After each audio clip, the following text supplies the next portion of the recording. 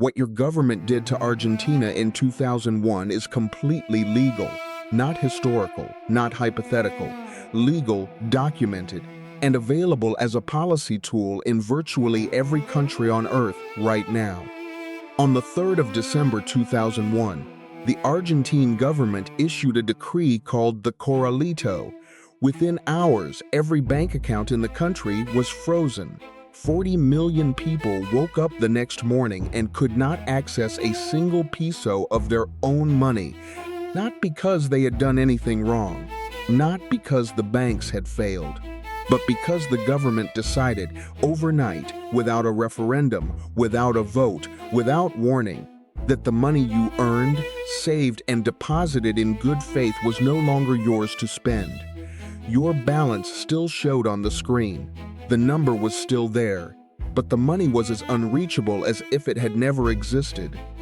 This happened in a modern democracy, in a country with a constitution, with a free press, with elections, a country that in 1999 had a higher GDP per capita than Portugal. It happened in 41 days, and the only thing standing between 40 million people and total collapse was the extraordinary creativity of ordinary Argentines who refused to accept that a government decree could erase the value of human ingenuity. If you want to understand how they did it, and why understanding it matters more today than at any point in the last 20 years, stay with us. Because what Argentina invented in 2001 did not just save a country. It rewrote everything economists thought they knew about how money actually works. To understand the Corralito, you need to understand the decade that created it. Through the 1990s, Argentina had been celebrated as a model of economic reform. The country had adopted a currency board system called Convertibility, which pegged the Argentine peso 1-to-1 with the US dollar. 1 peso equaled $1. The arrangement seemed to deliver stability after years of hyperinflation in the 1980s. Foreign investment flooded in. The middle class expanded. Buenos Aires became one of the most sophisticated cities in Latin America, with world-class restaurants, universities, cultural institutions, and a consumer culture that felt, to those living it, genuinely prosperous.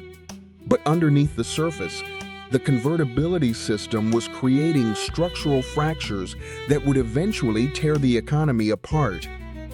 Because the peso was fixed to the dollar, Argentina could not adjust its exchange rate when external conditions changed. When Brazil devalued its currency in 1999, Argentine exports became suddenly uncompetitive. When the global economy slowed in 2000, foreign investment dried up. The government, unable to devalue the peso, responded by borrowing and borrowing more, and then borrowing more again from international institutions, from domestic banks, from pension funds, piling up a debt load that became increasingly impossible to service. By late 2001, Argentina owed approximately $144 billion US, one of the largest sovereign debt loads in history at that time. The markets had stopped lending. The economy had been contracting for 3 consecutive years. Unemployment had risen to nearly 20%. And the banking system, which ordinary Argentines had trusted with their savings, was quietly hemorrhaging dollars as wealthy depositors and foreign investors moved their money abroad. The government's response to this slow-motion crisis was the Corralito, a word meaning little corral or small fence, a pen used to contain animals. The decree limited cash withdrawals to just 250 pesos per week. It prohibited the transfer of funds abroad. It froze time deposits overnight. The savings of an entire nation were locked inside a system that the government itself had broken. The economic logic, such as it was to prevent a bank run that would collapse the financial system entirely. But the human consequences were immediate and devastating. Workers could not be paid. Small businesses could not pay suppliers. Families who kept their savings in banks, which the government had spent years encouraging them to do, found themselves unable to pay rent, buy medicine, or purchase food for their children. The informal economy, which had always existed alongside the formal one, suddenly became the only economy that functioned at all. And ordinary Argentines, with the particular creativity and stubbornness that define the national character, began to build something extraordinary inside the wreckage of the official system. The first and most urgent response was the rediscovery of cash. Argentine pesos and US dollars that had been kept outside the banking system, under mattresses, in shoeboxes, hidden in walls, suddenly became the most valuable assets in the country. Families who had followed conventional financial advice and deposited everything in banks were worse off than neighbors who had distrusted institutions and kept physical cash at home. The informal savings culture that many economists had criticized as unsophisticated turned out to be the most rational financial strategy of all. Those with physical dollars were, once again, as in Zimbabwe and Weimar Germany, the survivors of first resort. A dollar bill under a mattress in Buenos Aires in December 2001 was worth infinitely more than $1,000, frozen in a bank account because the dollar under the mattress could actually buy bread. But cash was scarce, and so Argentina invented something that had not existed at that scale in any modern economy before: a vast, decentralized, self-organized system of alternative currencies running in parallel to the official peso. The most remarkable of these was the Red Global del Trueque, the global barter network. The trueque had actually begun in 1995 in a Buenos Aires suburb called Bernal, founded by 3 environmental activists who were more interested in sustainability than economics. By 2001, it had grown to perhaps 300 zoo participants, but when the Corralito hit, growth became explosive. Within 6 months of December 2001, the trueque network had expanded to encompass an estimated 6 to 8 million participants across Argentina. People who had never bartered anything in their lives were attending weekly market fairs in school gymnasiums, church halls, and public parks, trading homemade food, professional services, handmade goods, and skills in exchange for the trueque's own internal currency, the credito. The credito was a paper note printed locally by each club, backed by nothing except the collective agreement of members to accept it. It had no government backing, no central bank, no legal status.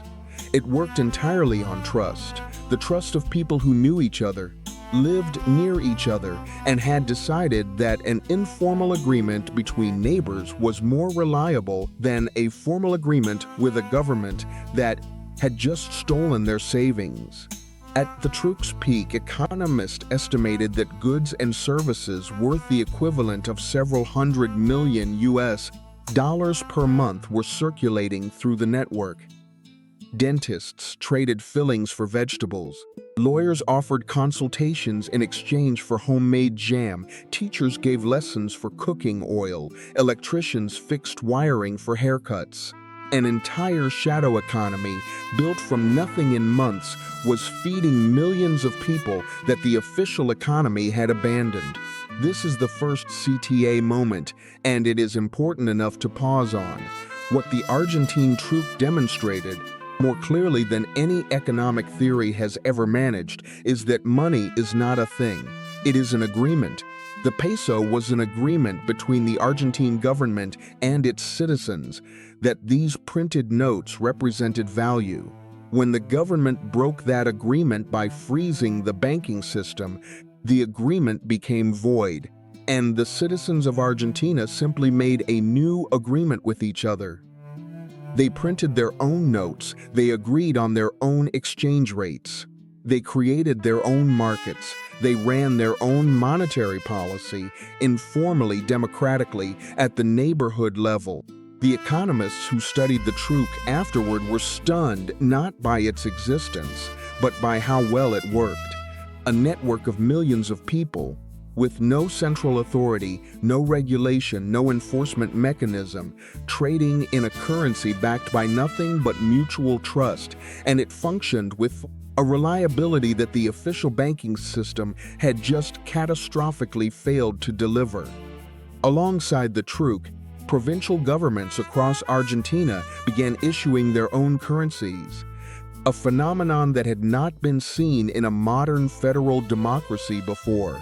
The province of Buenos Aires issued the Patacones, Córdoba issued the Lecops, other provinces followed with their own notes, each backed by provincial tax revenues and future obligations, each circulating within provincial borders as a functional supplement to the frozen national currency. At the peak of the crisis, Argentina had a central bank peso, at least 7 significant provincial currencies, and hundreds of local trueque credito notes all circulating simultaneously.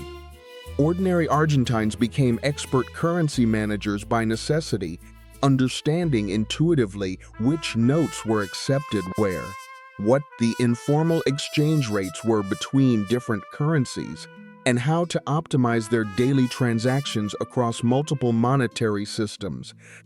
A Buenos Aires resident might pay their utility bills in Patacones, buy groceries at the trueque with creditos, and save their scarce physical pesos or dollars for transactions that required the national currency.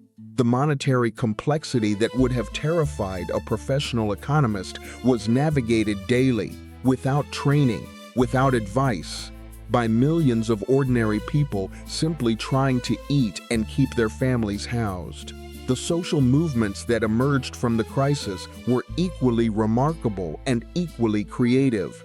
The assemblies barriales, neighborhood assemblies, began appearing spontaneously in city squares and street corners in December 2001, called initially by residents banging pots and pans in a form of protest known as the Cacerolazo. The clanging of empty cooking pots was the sound of a middle class that had been promised stability and delivered catastrophe, and it was heard across every major Argentine city simultaneously. But the assemblies quickly evolved beyond protest into genuine community governance. Neighbors who had never spoken to each other beyond polite greetings were meeting weekly to discuss collective problems and organize collective solutions.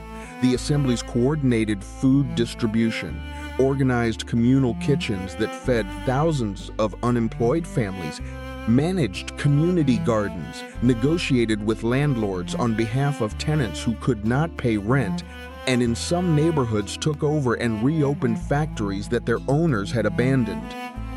The factory occupations, the Fábricas Recuperadas, or recovered factories, became one of the most extraordinary social experiments of the entire crisis.